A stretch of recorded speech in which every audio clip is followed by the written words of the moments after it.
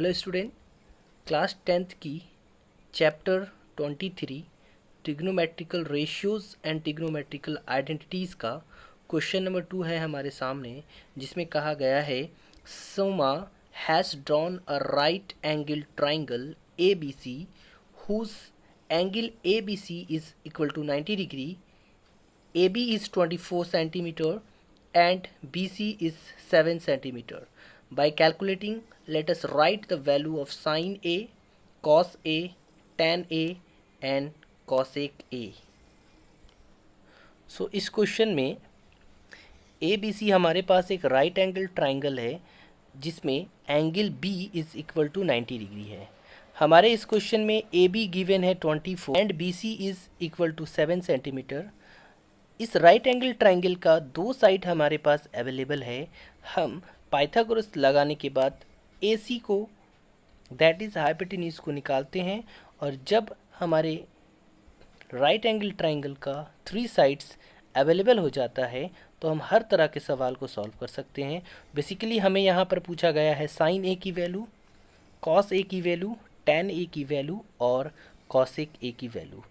हम सबसे पहले इस क्वेश्चन में हाइपोटेन्यूज का वैल्यू निकालेंगे और इस फॉर्मूले को पंडित बद्री प्रसाद हरे हरे बोल को यूज़ करेंगे और यहाँ से साइन, कॉस और टैन निकालेंगे।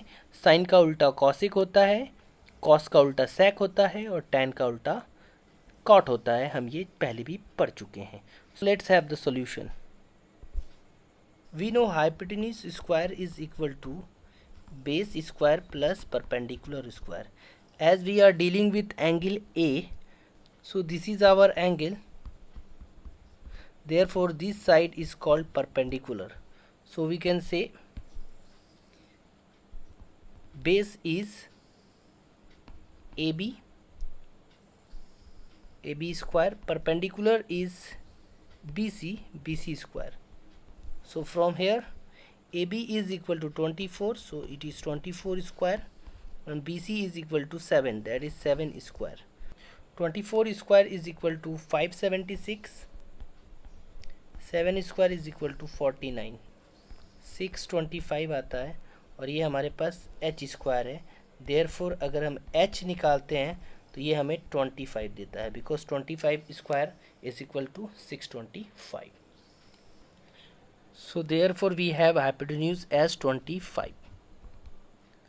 So we have perpendicular 7, we have base 25 and hypotenuse as 25. So first of all we have to find out sin A. As we know, sin A is equal to P upon H. Pandit Badri Prasad Hare Hare बोल में सबसे पहले आता है P by H, और ये हमें sin A का वैल्यू देता है। हमारे पास परपेंडिकुलर अवेलेबल है BC which is equal to 7, और हमारे पास हाइपोटेन्यूज है AC which is 25. So 7 upon 25 which is our sin A.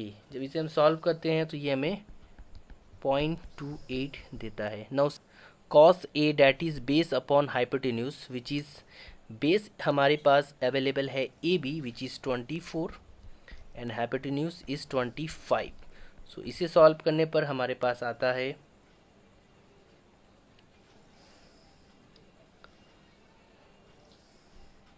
0.96.